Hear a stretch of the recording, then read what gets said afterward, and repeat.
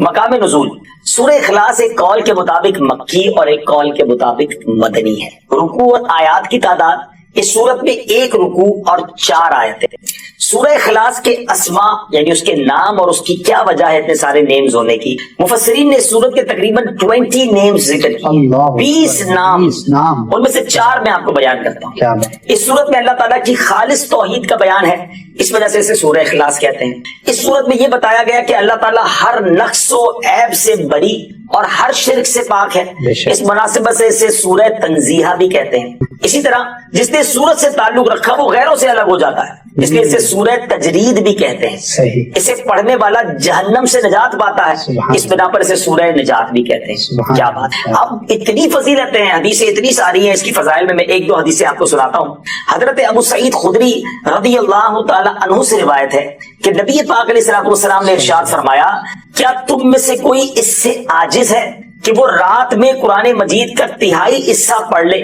صحابہ کرام علیہ رضوان کو یہ بات مشکل معلوم ہوئی، انہوں نے عرض کی یا رسول اللہ صلی اللہ تعالی علیہ وسلم، ہم میں سے کون اس کی طاقت رکھتا ہے؟ آپ علیہ السلام نے ارشاد فرمایا، سورہ اخلاص 1/3 قرآن کے برابر، قرآن کے برابر۔ اٹ مینز اگر آپ 3 بار سورہ اخلاص پڑھ لیں، اتنی اللہ کی رحمت ہے کہ پورے قرآن کا ثواب مل جائے گا۔ سبحان اللہ۔ ایک اور حدیث پاک، یہ حدیث بھی بخاری شریف کی تھی، بخاری شریف کی ایک اور حدیث پاک، حضرت عائشہ صدیقہ رضی اللہ تعالی عنہا فرماتی ہے، نبی پاک علیہ السلام نے ایک شخص کو لشکر میں روانہ کیا، جب لشکر واپس آیا تو لوگوں نے کہا کہ حضور یہ شخص جو ہے یہ سورہ اخلاص نماز پڑھاتے ہوئے پڑھتے تھے، جب بھی نماز پڑھاتے سورہ اخلاص پڑھتے الحمد شریف کے بعد۔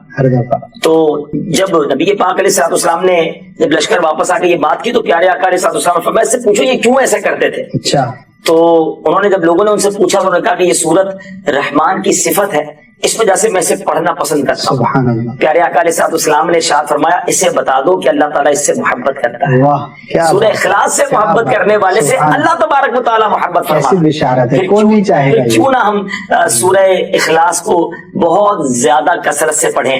اب سورہ اخلاص نازل کیوں ہوئی؟ سبحان اللہ، اس کا جو بیک گراؤنڈ ہے نا، کمال کا بیک گراؤنڈ۔ اب نبی پاک علیہ السلام نے جب غیر مسلموں کے سامنے، کفار کے سامنے اللہ رب العزت کا نام لیا، پیغام دیا، اللہ وحدہ لا شریک کی طرف بلایا، تو انہوں نے طرح طرح کے سوال کیے۔ کوئی کہتا کہ اللہ کا نسب کیا ہے، کوئی کہتا تھا کہ وہ سونے کا ہے یا چاندی کا ہے، لوہے کا ہے یا لکڑی کا ہے، کس چیز کا ہے، کیا کھاتا ہے، وہ کیا پیتا ہے، ربوبیت اس نے کس سے ورثے میں پائی ہے، اس کا کون وارث ہوگا؟ اس کے جواب میں اللہ تعالیٰ نے سورت نازل فرمائی اور اپنی ذات و صفات کا بیان فرما کر معرفت کی راہ واضح فرمائی، یعنی بتا دیا کہ اس کا کوئی شریک نہیں، اس کا کوئی والد نہیں، اس کا کوئی بیٹا نہیں۔ سبحان اللہ، کیا تفصیل کے ساتھ یہ مختصر سورت ہے مگر کتنی جامع ہے۔ تو بار بار پڑھیے، اس کے ترجمے پر غور کیجیے، اس کی تفسیر پر غور کیجیے۔ ایک مرتبہ مولا علی کی پنڈلی لگ گئے، بہت زبردست بہادر تھے، جنگ میں شرکت کرتے تھے، غزوے میں شرکت کرتے تھے، تو آپ کی پنڈلی نکالا نہیں جا سکتا، تو آپ کے صاحبزادے امام حسن مجتبی نے، اس زمانے میں تو بے ہوشی والا معاملہ تو تھا، سن کرنے والا یہ بڑی نعمت ہے اللہ کی، زخم لگ جائے آپریشن ہو جاتا ہے بندے کو پتہ ہی نہیں چلتا، اس زمانے میں تو وداؤٹ آپ سوچ سی جگہ کو کیے بغیر اگر تیر نکالنا ہے یا جناب کوئی آپریشن کرنا ہے تو کتنا تکلیف کا باعث ہوگا۔ تو آپ کے صاحبزادے نواسہ رسول امام حسن مجتبی رضی اللہ تعالیٰ عنہ فرماتے ہیں، ایسا کرے کہ جب نماز پڑھنے ہو نا تو یہ اللہ کی یاد میں بالکل محو ہو جاتے ہیں، آپ کا جسم نرم ہو جائے گا، اللہ کی یاد میں جب ہوتے نا آپ کا جسم نرم و ملائم ہو جائے گا، وہ اس وقت تیر نکال لیے۔ اور ایسا ہی ہوا کہ امام مولا علی جب نماز شروع، جو طبیب تھے، ڈاکٹرز تھے، وہ قریب آئے اور نماز کی حالت میں وہ تیر جو نکلتا ہی نہیں تھا، مولا علی کو پتا بھی آپ نے پوری نماز ادا کی، ایسی اللہ کی یاد میں گم ہو کر نماز پڑھتے تھے۔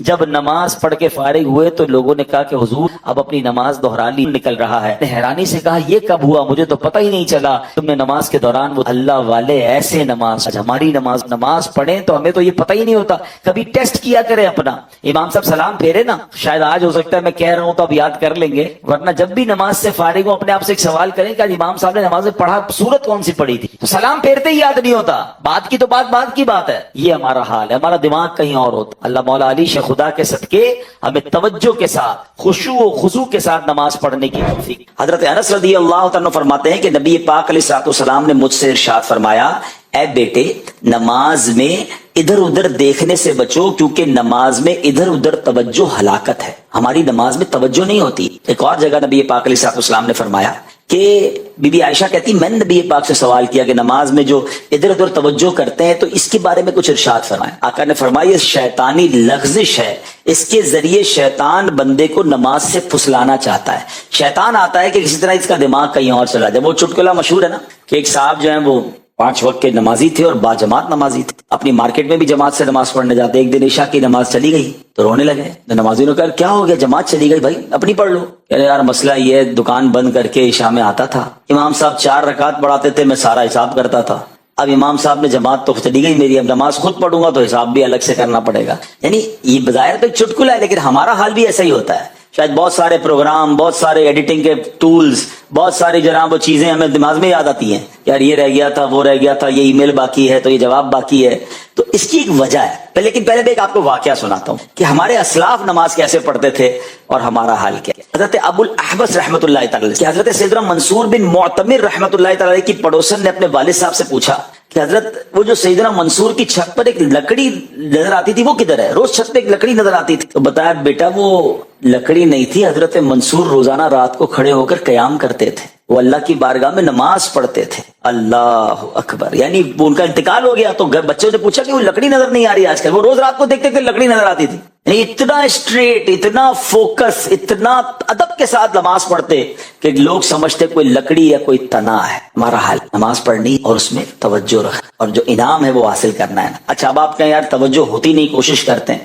اس کے کچھ طریقے ہیں. سب سے پہلا طریقہ میں آپ کو یہ بتاتا ہوں کہ نماز کا معنی سمجھ، میننگ سمجھ. جب آپ کو نماز کے معنی آتے ہوں گے نا، الحمدللہ رب العالمین جب کہیں گے تو اس کا معنی کیا ہے؟ الرحمن الرحیم، تو میں رحمان رحیم کی بات کر رہا ہوں. تو اب جب آپ یہ تلاوت جو بھی کر رہے ہیں، جو بھی آیتیں آپ پڑھتے ہیں، اس کا ترجمہ 2-3 بار پڑھ لیں. تو اب آپ جب نماز پڑھیں گے تو آپ ترجمے کے ساتھ ہوں تو انشاءاللہ بہت چیزیں آپ سائڈ پہ لیفٹ رائٹ نہیں ہوں گے. نمبر 1. نمبر 2، آپ نماز سے پہلے تھوڑا سا اپنا ذہن بنائیں. مثال دیتا ہوں، آپ نے کسی بھی بڑے افسر کے پاس اپنا کوئی کام لے کر جانا ہے، فائل لے کر جانی ہے، اپنی ریکویسٹ لے کر جانی ہے. فوکس کیسا ہوگا؟ آپ کیا وہاں جا کر ادھر دیکھیں گے، ادھر دیکھیں گے، کان کھجائیں گے، باتیں کریں گے؟ نہیں. آپ کو پتا ہے مجھے کام نکلوانا ہے، مجھے اچھے انداز سے. اچھا انٹرویو دینے جائیں، جاب کا انٹرویو دینے جاتے ہیں، ویزا کا انٹرویو دینے جاتے ہیں، کتنا فوکس، کتنی تیاری. یعنی دنیا کے کسی افسر بڑے آدمی کے پاس جائیں تو فوکس، تیاری، اٹینشن. اور کائنات کے مالک کی بارگاہ میں جائیں اور خیال کہیں اور ہے. قرآن پاک کی وہ آیتیں جس میں رب کریم نے مومنوں سے براہ راست بات کی ہے، مسلمانوں سے براہ راست بات کی ہے اور فرمایا یا ایھا الذین آمنو، اے ایمان والو. وہ ہم نے انشاءاللہ سیریز کو لے کے چلنا ہے اور ہم نے اس بیان کا یا اس ٹاپک کا نام رکھا ہے قرآن کی باتیں. تو پہلی آیت ہم کور کر چکے تھے جس میں نبی پاک علیہ الصلوۃ والسلام کی شان بڑے شاندار انداز میں سورہ بقرہ کی وہ آیت تھی جس میں ہمیں یہ بتایا گیا تھا کہ اے ایمان والو پیارے آقا سے بات کیسے کرنی ہے. ان کو راعنا نہیں کہنا، ان کو انظرنا کہنا ہے. آج جو ہم نے آیت پڑھنی ہے قرآن پاک کی، جس آیت کو سمجھنا ہے، یہ بھی قرآن پاک کی سورہ بقرہ کی آیت ہے، پارہ نمبر 2 ہے اور آیت نمبر 153 ہے. بیوٹیفل آیت and so many good lessons from that آیت. اب وہ آیت کون سی ہے؟ بسم اللہ الرحمن الرحیم. یا ایھا الذین آمنوا استعینوا بالصبر والصلاۃ ان اللہ مع الصابرین. ترجمہ اس کا کیا ہے؟ اے ایمان والو صبر اور نماز سے مدد مانگو، بے شک اللہ صابروں کے ساتھ. اب یہاں بہت خوبصورت باتیں ہمیں سیکھنی ہیں کہ صبر اور نماز سے مدد مانگو. قرآن ہمیں راستہ بتا رہا ہے کہ آپ کو ہیلپ چاہیے تو صبر اور نماز کے ذریعے آپ نے ہیلپ لینی ہے.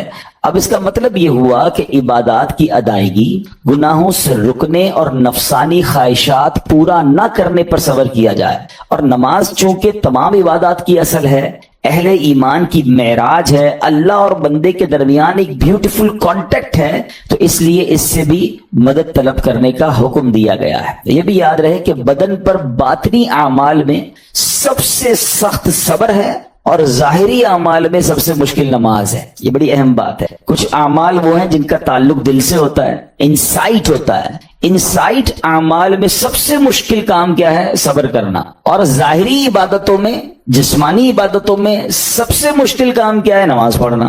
तो ये दो अहम काम दिए गए कि सबर और नमाज से मदद चाहो। अच्छा, अब हम देखते हैं कि सबर और नमाज से मदद मिलती कैसे है, और सरकार दो आलम सल्लल्लाहु अलैहि वसल्लम का इसमें क्या मामूल था, अब जरा सुनिएगा।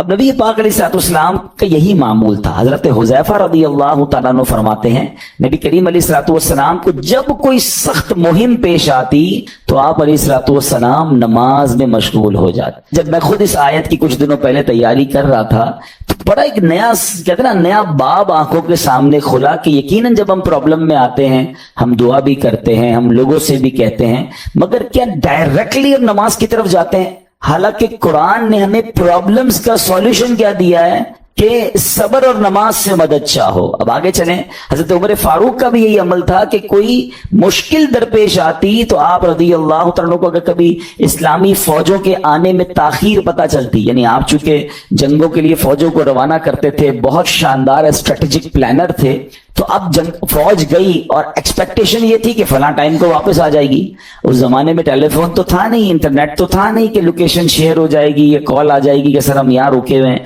अब टाइम हो जाता और फौज वापस ना आती ना, तो आप अब उसको क्या करते? क्या पता तो नहीं क्या हुआ उनके साथ, खैरियत से आ जाएं, तो आप नमाज में मशगूल हो जाते, नमाज के लिए खड़े हो जाते। अब क्या हमारे साथ कभी ऐसा होता है कि हमारा बच्चा कहीं गया है, उसकी खबर नहीं आ रही, या कोई चीज हमारी आनी है अभी तक पहुंची नहीं है, या कोई अच्छी न्यूज नहीं आ रही है, तो हम क्या उसके लिए नमाज की तरफ जाते हैं? ये नबी पाक का हमेशा मामूल रहा। हजरत अब्दुल्ला बिन मोहम्मद हनफिया रहमतुल्लाह तआला अलैह फरमाते हैं कि मैं और मेरे वालिद एक अंसारी रिश्तेदार के पास इयादत करने गए। जब नमाज का वक्त हुआ तो उन्होंने अपने अहले खाना में से किसी को पुकारा कि ए लड़की, वुजू का पानी ले आओ और हमारे लिए नमाज में राहत पहुंचाओ, नमाज पढ़कर मैं राहत पाऊं, जल्दी से वुजू का पानी ले आओ।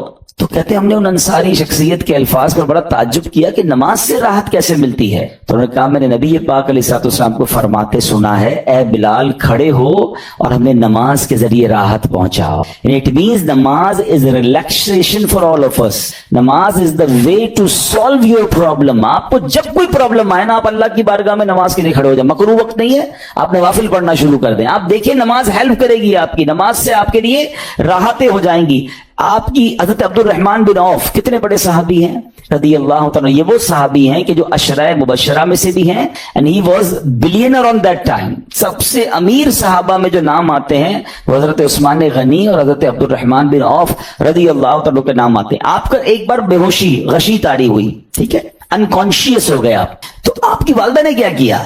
आपकी वालदा, लोग समझे कि आपकी जान निकल गई है, आपकी वालदा मस्जिद की तरफ चल पड़ी ताकि वहां जाके नमाज पढ़ें और उससे मदद हासिल करें। जब हज़रत अब्दुल रहमान बिन औफ का होश आया ना, तो लोगों ने कहा कि आपकी तबीयत कैसी है? तो आपने कहा क्या मुझ पर गशी तारी हो गई थी? हैं? तो कहा जी। तो कहते हैं बेशक मेरी बेहोशी में मेरे पास दो फरिश्ते आए और कहने लगे तुम चलते नहीं कि हम तुम्हें खुदा की बारगाह में ले जाएं और तुम्हारे बारे में फैसले लिए जाएं। दूसरे फरिश्ते ने कहा इन्हें लौटा दो, ये उन अफराद में से है जिनके लिए इनकी माओं के पेट में ही सादतमंदी लिख दी गई थी, और अनकरीब अल्लाह ताला इनके जरिए इनकी औलाद को जब तक चाहेगा नफा देगा। उसके बाद आप रज़ियल्लाहु तआला एक महीना मजीद जिंदा रहे, उसके बाद इंतकाल हुआ। तो पता चला कि आपकी वालदा ने नमाज पढ़ी, अल्लाह से मदद मांगी और आपको अल्लाह ने एक नई जिंदगी अता फरमाई। तो आप अपनी जिंदगी में इस प्रैक्टिस को आज इस आयत से देखिए, हमने करना क्या है? हम जब बयान में आए तो सिर्फ बयान नहीं सुनना है, हमने अल्लाह ने मुझे कहा क्या है, हम इस टॉपिक को लेके इसीलिए चल रहे हैं ना कि मेरे रब ने डायरेक्टली मुझसे क्या बात की है। तो आज इस आयत में ये लेसन मिल रहा है कि जब किसी प्रॉब्लम में है, कैलेमिटी में है, तो अल्लाह की तरफ जाना है और नमाज से मदद चाहनी है। वस्तईनु बिस्सब्रि वस्सलाह। अच्छा, अब आप देखें प्यारे आका की नमाज की कैसी आदत थी। बादल गरजते थे, आंधी चलती थी, है किसी के बुरी खबर की इतला आ रही होती थी, नबी पाक नमाज की तरफ चले जाए। अच्छा, मुझे बताएं नमाज इस्तिस्का क्या है? बारिश नहीं हो रही है, प्यारे आका नमाज पढ़ा रहे हैं। सूरज गहन हो रहा है, नबी पाक नमाज पढ़ा रहे हैं। चांद गहन हो रहा है, प्यारे आका नमाज की तरफ। यानी किस कदर अल्लाह की तरफ रुजू है। And whenever anything bad happen या गोइंग टू बैड हैपन, होने वाली लग रही है, कुछ बड़ा होने वाला है, हमें भी तो खबरें आ रही होती है ना कि भाई कल बहुत शदीद बारिश होगी, ना करे कोई और बुरी खबर एक्सपेक्टेशन है, आपको कारोबार में कोई ऐसी खबर आने का डर है, या आपकी कोई शिपमेंट जारी है, व्हाटएवर आप चाहते हैं हर चीज बेहतर हो जाए। कुरान ने फॉर्मूला दिया ना, वस्तईनु बिस्सब्रि वस्सलाह। अल्लाह ने डायरेक्टली मुझे और आपको कहा है। तो from now onwards make your practice कि मैंने इंशाअल्लाह नमाज से मदद लेनी है। और आप अपनी आंखों से देखेंगे और आप अल्लाह से अर्ज भी करें कि अल्लाह तूने कुरान में कहा है मदद ले, मैंने खड़ा हो गया नमाज के लिए, तो नमाज से आपने मदद लेनी है। अच्छा, अब उसके बाद आयत का जो सेकंड पार्ट है कि सब्र से भी मदद लेनी है। और आगे क्या फरमाया, इन्नल्लाह मअस साबिरीन, अल्लाह साबिरों के साथ है। सुभान अल्लाह। इसका मतलब ये हुआ कि अल्लाह ताला अपने इल्म कुदरत के साथ वैसे तो हर किसी के साथ है, लेकिन यहां सब्र करने वालों का खास जिक्र इसलिए हुआ ताकि इन्हें मालूम हो जाए कि अल्लाह ताला इनकी मुश्किलात को दूर फरमा दे। मगर करना क्या है, सब्र करना है। अच्छा, अब सब्र के बारे में दो बातें बड़ी अहम हैं कि सब्र, नॉर्मली हम जब भी सब्र के बारे में सुनते हैं तो सब्र हम कहते हैं यार तकलीफ आई है सब्र करो, यकीनन ये भी सब्र है, मगर सब्र की एक और किस्म भी है जो उससे भी सुपीरियर है, जो उससे भी अफजल है। और वो क्या है, गुनाह के लिए दिल चाहे, हराम के लिए दिल चाहे, नफसानी ख्वाहिशात बुरा काम करवाना चाह रही हैं और बंदा उस पर सब्र करे। ये सब्र जो है ना, ये शरीयत को और महमूद है और बड़ा अफजल है कि इंसान को जी चाहे कि फला गुनाह करना है मगर वो उस पर सब्र करे। और दूसरा सब्र वही है जो हम जानते हैं कि कोई मुसीबत आ जाए, कोई आफत आ जाए, कोई हमारा अल्लाह ना करे किसी से लड़ाई हो जाए, हमें कोई बुरा भला कहे, हम उसे माफ कर दें, सब्र करें। या जिस्मानी तकलीफ है, कारोबार में प्रॉब्लम है, हम अल्लाह की रजा पर राजी रहें। तो ये दो किस्म के सब्र हैं। और जब कोई बंदा सब्र करता है ना तो कुरान और हदीस और बुजुर्गान दीन के अकवाल से मैं अब इसको इसके 10 फायदे बताना चाहता हूं। मैं कहता जाऊंगा, आप अल्लाह के जिक्र की नीयत से सुभान अल्लाह भी कहते रहें, जन्नत में दरख्त भी लगाते रहें, ठीक है। अल्लाह ताला सब्र करने वालों के साथ है। सब्र करने वाले को उसके अमल से अच्छा अजर मिलेगा, सब्र करने वाले को बेहिसाब अजर मिलेगा, सब्र करने वालों की जजा देखकर कयामत के लोग हसरत करेंगे, सब्र करने वाले रब्बे करीम की तरफ से दुरूद और हिदायत और रहमत पाते हैं, सब्र करने वाले अल्लाह को महबूब हैं। सब्र आधा ईमान है, सब्र जन्नत के खजानों में से एक खजाना है। सब्र करने वाले की खताएं मिटा दी जाती हैं और सब्र हर भलाई की कुंजी है। अब आते हैं इन दोनों सब्र को थोड़ा सा डिफाइन करते हैं। एक नफसानी ख्वाहिशात, गुनाह का जी चाहता है, क्योंकि नफ्स है ना, वो तो हर वक्त मौज मस्ती चाहता है, वो तो हर वक्त चाहता है जनाब बस ये भी काम कर लूं वो भी कर लूं। अब मुझे ये देखना है कि मेरा ये काम अल्लाह को राजी करेगा या रब को नाराज कर देगा। लेकिन जो नफसानी ख्वाहिशात पर सब्र करता है ना, गुनाह से अपने आप को बचाता है। कुरान क्या कहता है, व अम्मा मन खौफ मकाम रब्बिही व नहन नफ्स अनिल हवा इन्नल जन्नत हियल मअवा।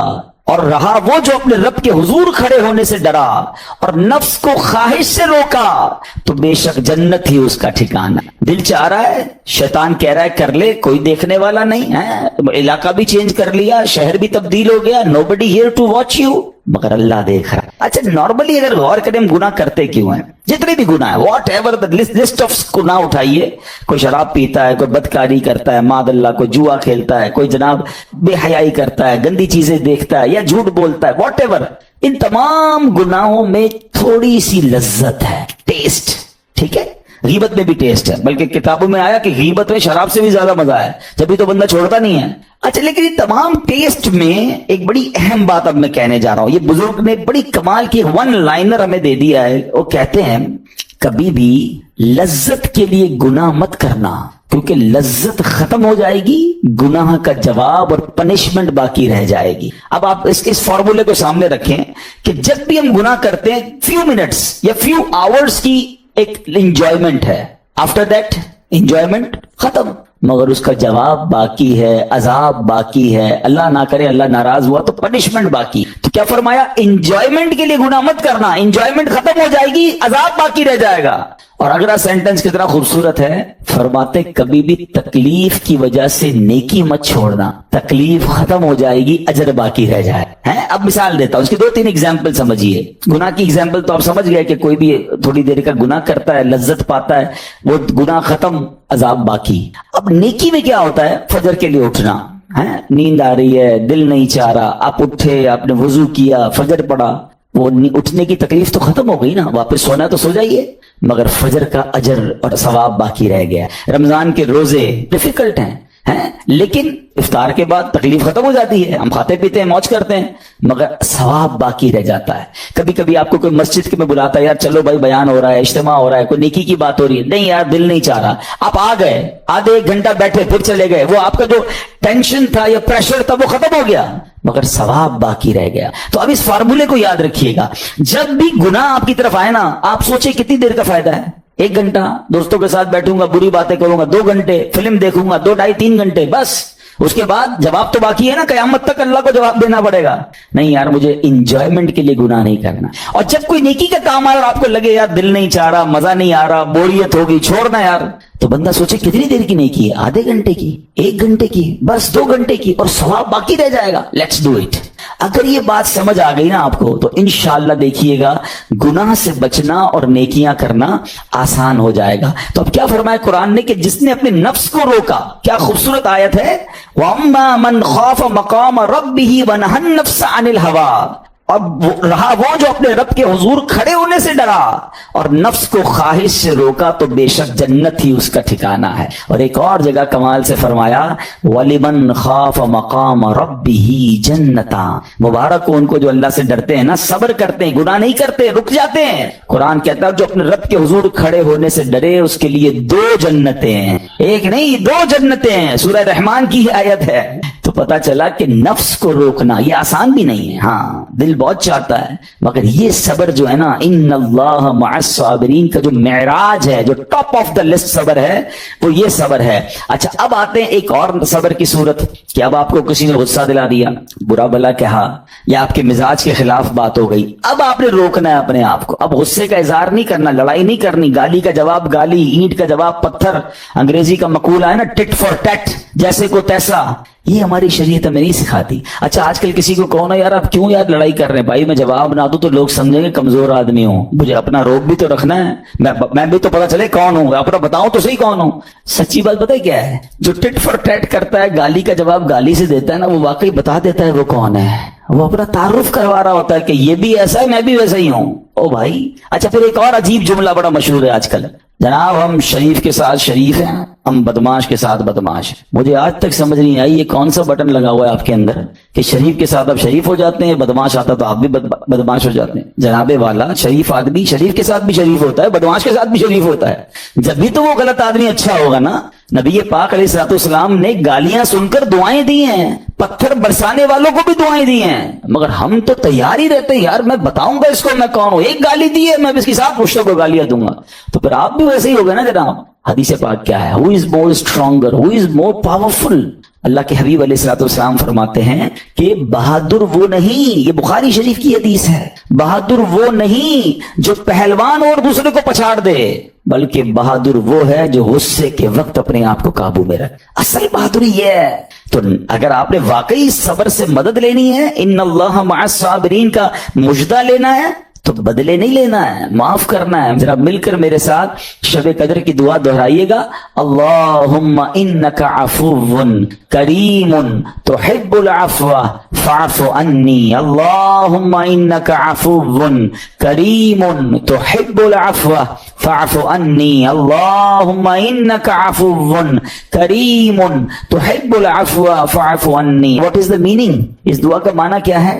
اللہم انک عفو, اے اللہ تو معاف کرنے والا ہے, تحب العفو, معافی کو پسند کرتا ہے, فاعف عنی, اللہ مجھے بھی معاف کر. ہم کیا کہہ رہے ہیں اللہ سے, اللہ مجھے معاف کر دے اور میرے سارے اگلے پچھلے گناہ معاف کر دے. مگر there is a question, آپ نے معاف کر دیا سب کو؟ بندہ کہتا ہے میں تو انتظار میں بیٹھا ہوں, میں تو موقع کی تلاش میں, بس موقع ملے پھر بتاؤں گا میں کون ہوں. ہاتھ میں آ نہیں رہا بندہ, ٹرائی کر رہا ہوں کسی جگہ آ جائے, بس کوئی اس کے پیسے ویسے آ جائیں, کوئی اس کا معاملہ میرے پاس آ جائے, بس پھر دیکھو کیا کرتا ہوں. بیٹھے اس انتظار میں بیٹھے بہت سارے لوگ, کمال ہے یار. یعنی دشمنیاں پالی ہوئی ہیں, رشتہ داریاں کاٹی ہوئی ہیں, دوستوں کے پاس جا نہیں رہے ہیں, میاں بیوی میں لڑائی ہے, ایک سوری کے لیے بیوی گھر بیٹھی ہے, وہ کہتی شوہر سوری کہتے تو میں آ جاؤں گی, شوہر کہتا بیوی معافی مانگ لے تو میں لے آؤں گا. ارے بھائی کوئی بھی آگے بڑھ کے معافی پکڑ لو بھائی, اللہ سے معافیاں مانگ رہے ہو, بندوں کو معاف کرنے کے لیے کوئی تیار نہیں ہے. مجھے خود بتایا نا یہ کیسی دعا ہے کہ اللہ تو مجھے معاف کر دے, میں نے کسی کو معاف نہیں کرنا. یہ بنتی ہے دعا؟ اللہ سے پتہ ہے کیا کہیں, اے اللہ میں نے بندہ ہو کر تیرے سارے بندوں کو معاف کر دیا ہے, تو سب سے بڑا معاف کرنے والا ہے نا, اللہ تو بھی مجھے معاف کر. Look at the way to talk, یہ مزہ ہے نا بات کرنے کا, پھر دعا کرنے کا لطف بھی آئے گا آپ کو. تو دشمنیاں نہ رکھیں, غصے پر قابو پائیں, معاف کریں. ایک حدیث سن لیجئے, لرزا دیتی ہے, ڈرا دیتی ہے. اللہ کے نبی علیہ الصلوۃ والسلام فرماتے ہیں جو رحم نہیں کرتا اس پر رحم نہیں کیا جاتا. حدیث کا خلاصہ ہے. اور جو معاف نہیں کرتا اسے معاف نہیں کیا. اب بتائیے, ہم معاف کرتے ہیں, ہم رحم کرتے ہیں, ہم کہتے ہیں اللہ ہم پر رحم کرے, ہم کسی پر رحم نہ کریں. نہیں ہوگا رحم, پہلے اپنے اندر تو لائیے یہ باتیں. اب ایک آیت سنیے گا, اس کے تحت ایک واقعہ, اور پھر میں بیان کو کنکلوڈ کرتا ہوں. اللہ کریم ارشاد فرماتا ہے الذین ينفقون فی السراء والضراء والکاظمین الغیظ والعافین عن الناس واللہ یحب المحسنین. قرآن میں رب فرماتا ہے جو خوشحالی اور تنگ دستی میں اللہ کی راہ میں خرچ کرتے ہیں. یہ بڑی خوبصورت بات ہے, یہ غریب اسلامی بھائیوں کے لیے بھی مدنی پھول ہے. امیر تو خرچ کرتا ہے نارملی, غریب خرچ نہیں کرتا اللہ کی راہ. ہمارے قبلہ مفتی قاسم صاحب نے تفسیر قرآن صراط الجنان میں ایک بڑی پیاری بات لکھی. آپ کہتے ہیں پوری دنیا کے امیروں کا سروے کر لینا, ان کی جو پیسے بڑھنے کی ایک وجہ یہ بھی ہوتی ہے کہ وہ کہیں نہ کہیں چیریٹی کر رہے ہوتے ہیں, مدد کر رہے ہوتے ہیں. وہ مدد اور وہ نیکی ان کے پیسے بڑھا رہی ہوتی ہے. اور پوری دنیا کے غریبوں کا سروے کریں تو ان میں سے بڑی تعداد وہ جو خرچ ہی نہیں کرتی اللہ کی راہ میں. کہتے ہیں ہم کیا خرچ کریں, ہم تو غریب ہیں, ہم پر لوگ خرچ کریں. میں آپ کو فارمولا دے رہا ہوں اور یہ قرآن سے دے رہا ہوں. جو تنگی میں بھی اللہ کی راہ میں خرچ کرتے ہیں, جو خوشحالی میں بھی خرچ کرتے ہیں. آپ تنگی میں آپ روپیہ خرچ کریں, یہ نہیں کہتے آپ 10,000 روپے خرچ کریں, جتنی آپ کی حیثیت. یہ کاروبار ہے, آپ 1 روپیہ دیں گے اور آئے گا, آپ 10 روپے دیں گے اور آپ کسی نہ کسی نیکی کے کام میں خرچ کرتے رہیں, آپ غربت سے باہر آ جائیں گے. If you want to take out yourself from that problem, آپ آئے اللہ کی راہ میں خرچ کرنا شروع کریں. قرآن کہہ رہا ہے کہ جو تنگی اور خوشحالی میں اللہ کی راہ میں خرچ کرتے ہیں. اور اگلا پارٹ کتنا خوبصورت ہے, فرمایا والکاظمین الغیظ والعافین عن الناس, فرمایا اور غصہ پینے والے اور لوگوں سے درگزر کرنے والے. انعام کیا ہے, واللہ یحب المحسنین, اور اللہ نیک لوگوں سے محبت فرماتا ہے. اور پھر ہاں زندگی میں کلیمٹیز, پرابلم, بیماریاں, مشکلیں, قرآن خود کہتا ہے کہ من قریب تمہیں آزمائیں گے. کبھی بیماری آئے گی, کبھی بھوک آئے گی, کبھی مال کم ہو جائیں گے, کبھی ڈسٹربنس آئے گی, خوف آ جائے گا. تو بی ریڈی فار دیٹ, صبر کرنا ہے, کیونکہ اللہ نے فرمایا وبشر الصابرین, صبر کرنے والوں کے لیے خوشخبری ہے. تو اللہ کرے کہ یہ بات ہمیں سمجھ آ جائے اور ہم اس آیت پر عمل کرنے والے بن جائیں تو زندگی بڑی آسان ہو جائے گی. یہاں ایک میں عقیدے کی بات بھی کلیریفائی کر دوں. کچھ لوگوں کو بعض اوقات کنفیوژن ہوتی ہے یا لوگ کنفیوژن کریٹ کرتے ہیں. مجھے ایک بات بتائیے گا کہ اللہ کیا کہہ رہا ہے, وَاسْتَعِينُوا بِالصَّبْرِ وَالصَّلَاةِ, اے ایمان والو صبر سے اور نماز سے مدد چاہو. کیا صبر اور نماز خدا ہے؟ بتائیے, نہیں ہے نا, اللہ تو نہیں ہے. ہم صبر اور نماز کی عبادت تو نہیں کرتے. تو جب قرآن کہہ رہا ہے کہ صبر اور نماز سے مدد مانگو, تو غیر اللہ سے مدد مانگنے کا درس تو ہمیں قرآن دے رہا ہے. تو اس کا مطلب یہ ہوا کہ اللہ کے سوا کسی چیز سے یا کسی شخصیت سے مدد لینے کا مقصد یہ نہیں ہوتا کہ ہم اس کی عبادت کر رہے ہیں. اگر آج کے دور میں کوئی اللہ کے نبی سے کہتا ہے کہ یا رسول اللہ انظر حالنا, یا بھر دو جولی میری یا رسول اللہ, تو یہاں کوئی شرک کی بات نہیں ہے. کیوں کہ یہاں یہ نیت نہیں ہے کہ ہم ان کو خدا مان رہے ہیں, یا یہ بھی نیت نہیں ہے. ایک بات, ایک عقیدہ کلیئر کر دیتا ہوں. پوری دنیا میں عاشقان رسول کا یہی عقیدہ ہے کہ کوئی نبی, کوئی صحابی, کوئی ولی اپنی طرف سے کسی کو کچھ نہیں دے سکتا. وہ سب رب کے محتاج ہیں, اللہ کسی کا محتاج نہیں ہے. جو اللہ کا ہے وہ اس کا اپنا ہے. ہاں اللہ نے اپنے مخصوص بندوں کو کچھ عطائیں کی ہوئی ہیں, کچھ پاورز دیے ہوئے ہیں, وہ اللہ کی عطا سے اگر کسی کو تقسیم کرتے ہیں تو اس میں کوئی پرابلم نہیں ہے. قرآن کہہ رہا ہے اے ایمان والو صبر اور نماز سے مدد چاہو. یہاں ایک اور بات سمجھنی ہے. دنیاوی طور پہ بھی کیا ہوتا ہے کہ آپ کسی باس ہوتا ہے, اپنے کسی مینیجر کو پاور آف اٹارنی دے دیتا ہے کہ یہ تمہارے پاس اس پراپرٹی کا پاور ہے, تمہارے پاس فلاں چیز کا پاور ہے. وہ اس پاور کے بہاف پر وہ کام کر دیتا ہے, مگر کوئی یہ نہیں کہتا کہ he is the owner. Actually he have attorney, he have power of attorney. بالکل ہمارا بھی عقیدہ یہ ہے کہ اللہ نے اپنے کچھ مخصوص بندوں کو, اپنے پیاروں کو کچھ اختیارات عطا فرمائے ہیں, اور جب وہ ان اختیارات پر عمل کرتے ہیں تو ایکچولی وہ اللہ ہی کی عطا ہے. ہاں دنیا میں اگر کوئی یہ سمجھتا ہے کہ کوئی شخصیت یا کوئی بزرگ یا کوئی اللہ والے اپنی طرف سے دیتے ہیں, رب کا اس میں کوئی دخل نہیں, تو یہ شرک ہے, یہ بات درست نہیں ہے. ہمارا سب کا عقیدہ یہ ہے کہ جو کچھ دنیا میں اگر کسی ولی نبی صحابی کے پاس ہے وہ رب کا دیا ہوا ہے, رب کی عطا ہے, رب ان کو دیتا ہے, رب کو کوئی نہیں دیتا. رب کے پاس جو کچھ ہے وہ اس کا اپنا ہے. تو یہ کانسیپٹ بھی کلیئر ہوتا ہے قرآن پاک کی اس آیت سے.